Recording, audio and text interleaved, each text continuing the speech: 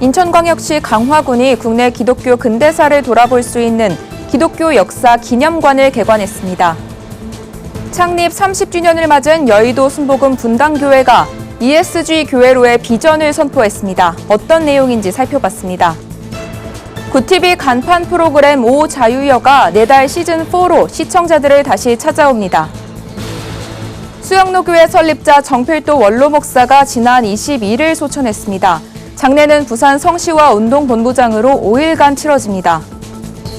부산 기독교총연합회가 22일 부산광역시와 처음으로 연합 조찬 기도회를 개최했습니다.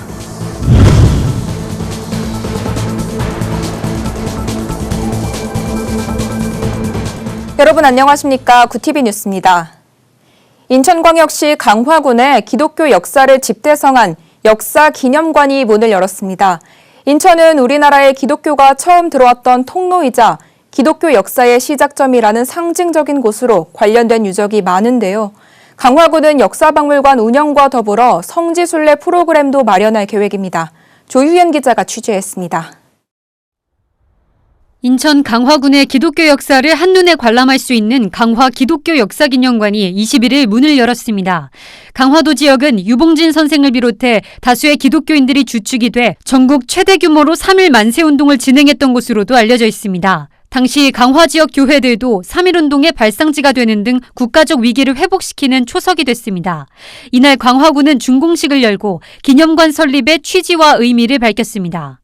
하나님의 귀한 뜻과 성도들의 고귀한 넉과 그리고 희생, 사랑과 헌신이라는 기독교 정신을 계승하고 발전시키며 후세에 전하고자 기독교 역사 기념관을 오늘 문을 열게 된 것입니다. 강화 기독교 역사기념관은 지난 1993년 감리교가 주축이 돼 강화 기독교 선교 100주년 기념사업회를 출범시켜 건립을 추진했지만 재정 부족의 어려움으로 중단돼 왔습니다. 그러다가 2020년 1월 강화군이 역사기념관 기본 계획을 수립하고 행정안전부와 인천광역시의 심사를 거쳐 2년여 만에 완공했습니다. 사업비 77억 원을 전액 군비에서 충당해 연면적 약 570평 부지에 지상 2층 규모로 건립했습니다. 기념관 내 전시관에는 교산교회와 니콜라 회당으로 시작된 강화 기독교의 전파 과정과 이동휘, 박두성 등 기독교 인물들의 자료를 통해 기독교의 근대사적 가치와 시대 정신을 느낄 수 있도록 했습니다. 이날 준공식에 참석한 기독교대한감리회 이철 감독회장은 독립을 위해 헌신한 강화의 지나온 발자취를 밝히게 돼서 감사하다고 전했습니다. 하나님의 사랑과 생명을 그대로 몸소 실천하며 살아가는 것이 바로 그리스도인의 정신이요 신앙이요 삶인 줄로 믿습니다. 역사 속에서 희생하신 희생 자체가 후대에게 말할 수 있는 가장 큰 유산이 된다는 것을. 한편 강화군은 역사기념관 운영과 함께 전통 한옥 기법과 서구교회의 바실리카 양식이 조화를 이루는 강화읍 성공의 성당과 천주교인들이 순교한 갑곶 순교성지 등을 소개하는 성지순례 프로그램도 운영할 계획이라고 밝혔습니다. 구TV 뉴스 조유현입니다. 지속 가능한 발전을 위해 국내외 기업들이 속속 ESG 경영을 선언하고 있습니다. ESG는 기업의 비재무적 요소인 환경과 사회적 책임, 투명한 지배구조 등을 의미하는 말인데요. 교회에서도 이러한 가치가 적용돼야 한다는 목소리를 내며 이른바 ESG 교회로의 비전을 선포한 교회가 있어 취재했습니다. 권현석 기자입니다. ESG란 환경, 사회, 지배구조를 뜻하는 영단어의 조합으로 기업의 비재무적 가치를 의미합니다. 기업이 환경을 보호하고 사회적 책임을 다하는 동시에 투명한 구조를 유지해야 한다는 의미입니다. 하지만 코로나 팬데믹과 기후위기, 극심한 빈부격차를 겪으며 이러한 ESG 가치는 기업을 넘어 우리 사회 전반에 요구되고 있습니다. 이에 따라 교회도 ESG 가치를 주목하고 구체적인 실천으로 나아가야 한다는 목소리가 나오고 있습니다. 이런 가운데 최근 창립 30주년을 맞은 여의도 순복음 분당교회가 ESG 교회로의 비전을 선포했습니다. 특별히 기업의 경영구조를 뜻하는 영단어 거버넌스 앞글자 G를 은혜를 뜻하는 단어 그레이스로 바꿔 환경과 사회 또 세상의 은혜를 감당하는 교회로 나아가자는 의미를 담았습니다. 여의도 순복음 분당교회 황선욱 목사는 ESG 가치는 곧 교회의 본질이라며 이러한 비전 역시 성경 말씀에서 출발한다고 설명했습니다. 하나님이 세상을 이처럼 사랑하사, 그래서 이 세상을 생각하는 교회. 그래서 하나님께 이 세상을 너무 사랑하셔서 이 세상 속에 교회를 넣어주신 것이 아닌가. 그럼 교회가 과연 이 세상 속에서 어떤 교회가 되어야 될까라는 것들을 이제 생각하게 된 것이죠. 교회는 먼저 가까이서 환경 보호를 실천할 수 있는 방안을 마련했습니다. 교회 업무에 전자결제 시스템을 도입해 쉽게 버려지던 종이의 양을 줄인 겁니다. 이에 따라 서면으로 진행하던 교역자들의 보고나 회의가 전부 교회가 지급한 태블릿 PC를 이용하는 방식으로 대체됐습니다. 코로나 위기 속에서도 지역사회를 향한 나눔과 섬김을 멈추지 않았습니다. 교회는 소속 지역인 용인시 지자체와 협력해 소외된 이웃들을 대상으로 나눔 사역을 진행했습니다. 차상위 계층 아동들과 장애인들을 위한 후원금을 전달하고 사회종합복지관을 운영하는 등 현재까지 다양한 방향의 섬김을 이어가고 있습니다. 또 지역교회들과 연합해 출산 장려 캠페인도 진행하며 사회 문제에 대한 책임을 빼놓지 않았습니다. 황 목사는 성도들과 뚜렷한 비전을 공유하고 소통하다 보니 팬데믹 위기에도 사역은 지속적인 성장세를 보일 수 있었다고 설명했습니다. 팬데믹이 어떻게 보면 우리에게 굉장히 어려움을 주고 있는 것도 맞지만, 그러나 또 다른 한편으로 보면은 교회가 어떤 교회가 돼야 되는지, 그래서 우리가 어떤 발걸음을 옮겨 놓아야 되는지에 대해서 다시 한번 좀 생각해보고 또 그 발걸음을 옮겨 놓을 수 있게 해주는 또 좋은 기회가 되지 않았나 싶은 생각도. 하나님으로부터 받은 사랑으로 세상을 섬기는 ESG 교회. 교회가 성도들과 비전을 공유하고 올바르게 소통한다면 ESG는 더 이상 낯선 개념이 아닌 교회 본연의 모습을 되찾게 하는 기회가 될 것으로 보입니다. 구티비 뉴스 권현석입니다. 크리스천 탈북민들의 생생한 간증과 기적의 삶을 통해 북한의 생활을 엿보고 하나님을 만난 은혜의 경험을 나누는 구티비 간판 프로그램 오 자유여가 1년 만에 시즌4로 시청자들을 찾아갑니다.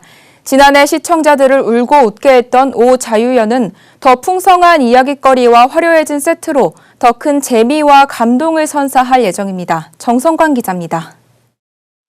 시즌4로 새롭게 돌아온 오 자유여. 올해도 주님의 은혜 속에서 자유를 향한 여정은 쭉 계속될 예정입니다. 구티비 대표 인기 프로그램 오 자유여가 정기 개편을 맞아 내달 시즌4로 새롭게 찾아옵니다.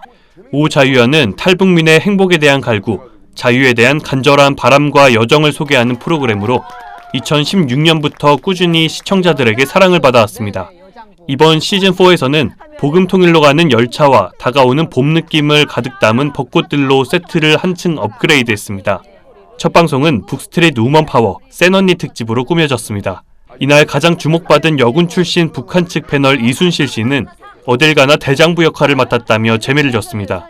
힘세고 목소리 크고 체격 크고 뭐든지 그냥 앞자리에서 대장부 역할을 했어요. 내가 할 수 없는 일이지만도 남 보기에는 남보다 더 잘할 것 같으니까 계속 앞장서 주니까 탈북할 때도 깜방에서도 반장시켜, 국정원에 와서도 반장시켜, 하나원에 와서도 반장시켜.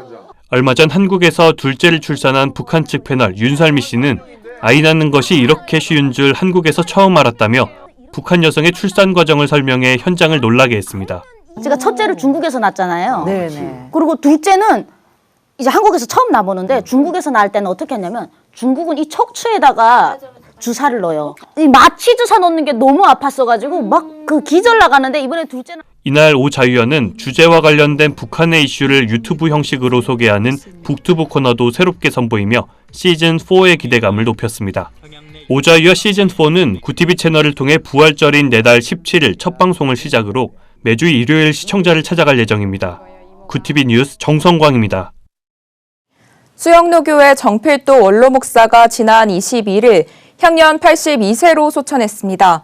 정 목사는 수영로교회를 부산 지역 최대 규모인 성도 3만 명의 교회로 부흥 성장시킨 인물입니다.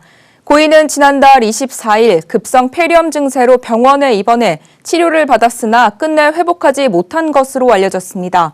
장례는 5일자형으로 치러지며 수영로교회 1층 평강홀에 빈소가 마련됐습니다.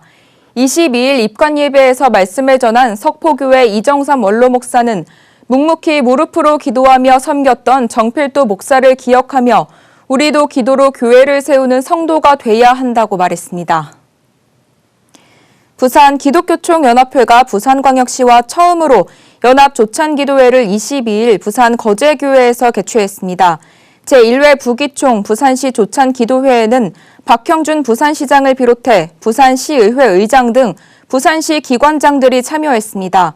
이날 설교한 부산기독교총연합회 대표 이현국 목사는 부산시와 부산의 교회가 울며 하나님께 기도하는 이 시간이 너무 소중하다며 함께 기도하고 격려할 때 대한민국의 무너진 성벽이 잘 재건될 것이라고 강조했습니다.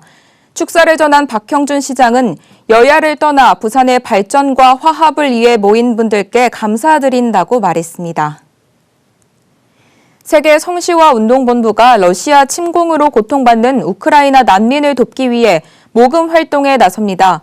이번 모금은 미주 성시화 운동본부를 비롯해 해외 성시화 운동본부가 동참하며 모금액은 구호품 등을 전달하는 데 사용될 예정입니다.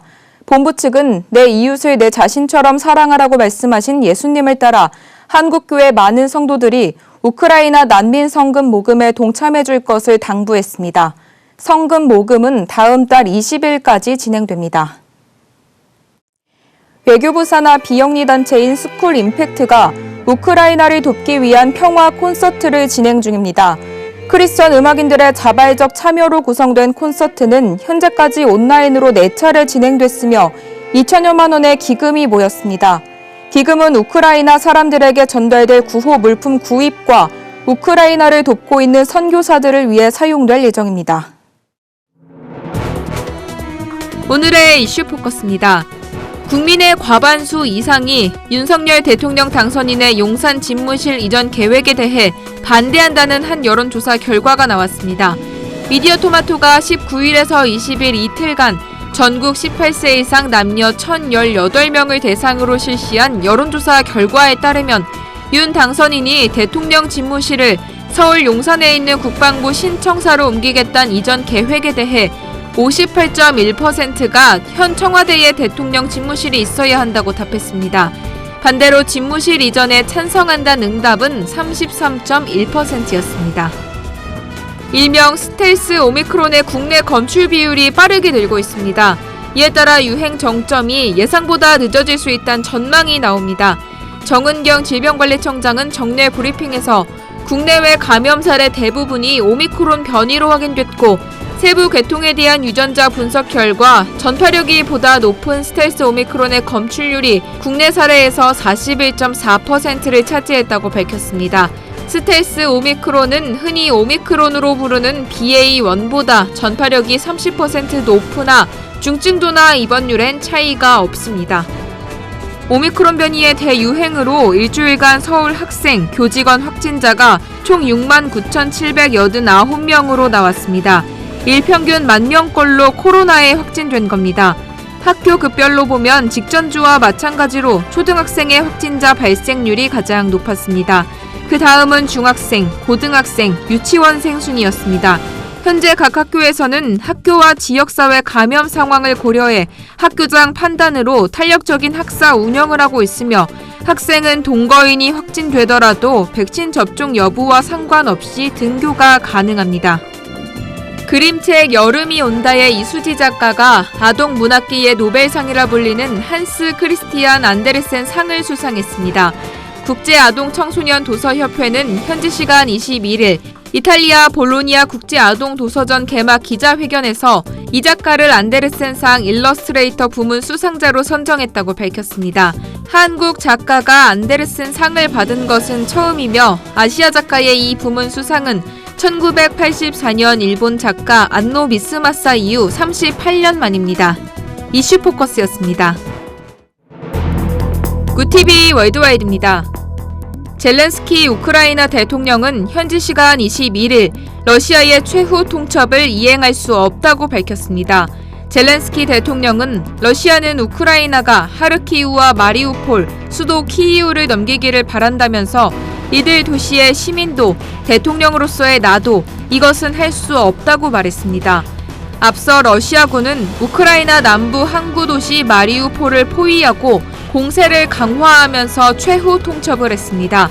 이에 우크라이나는 투항을 거부한다는 입장을 러시아에 통보했습니다. 축구 스타 데이비드 베컴이 팔로워 수가 7,140만 명이나 되는 자신의 소셜미디어 계정을 우크라이나의 한 의사에게 기부했습니다. 외신은 21일 베컴이 자신의 인스타그램 계정을 우크라이나 제2의 도시인 하르키우에서 일하는 의사에게 운영권을 넘겼다고 보도했습니다. 베컴의 SNS 계정 운영권을 넘겨받은 소아 및 분만 담당 의사 이리나는 이 계정을 통해 우크라이나 현지의 전쟁 상황을 전하고 있습니다. 중국 남부에서 132명이 탑승한 동방항공 소속 보잉 737 여객기가 추락했습니다. 현지 시간 21일 원난성 쿵밍을 출발해 광저우로 가던 여객기로 오후 2시 20분께 연락이 두절됐으며 이후 2분 만에 고도가 8,000여 미터 떨어지면서 추락한 겁니다. 주중 한국 대사관은 중국 당국에 의하면 현재로서는 외국인 승객은 없지만 계속 확인 예정이라고 전했습니다. 미국 영화의 거장 스티븐 스필버그 감독이 넷플릭스의 한국 드라마 오징어 게임에 대해 스타 배우 중심의 할리우드 캐스팅 시스템을 완전히 바꿔놓은 작품이라고 높이 평가했습니다. 그는 과거 관객들을 영화로 끌어들인 것은 미국 출신 스타들이었다며 흥미롭게도 오늘날에는 알려지지 않은 사람들이 드라마 시리즈와 영화에서 주연을 맡을 수 있다고 강조했습니다. 이에 대해 현지 언론은 스필버그가 오징어 게임을 업계의 판도를 바꾸는 게임 체인저로 꼽았다고 보도했습니다.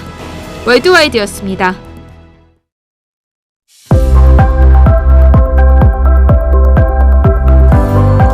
내일은 전국이 대체로 흐리겠습니다. 수도권과 충청 지역으로 미세먼지 농도도 높겠습니다. 이번 한 주 낮 기온은 크게 올라 당분간 일교차 큰 날씨가 이어지겠습니다. 환절기 건강관리에 각별히 유의하셔야겠습니다. 이어서 전국 날씨입니다.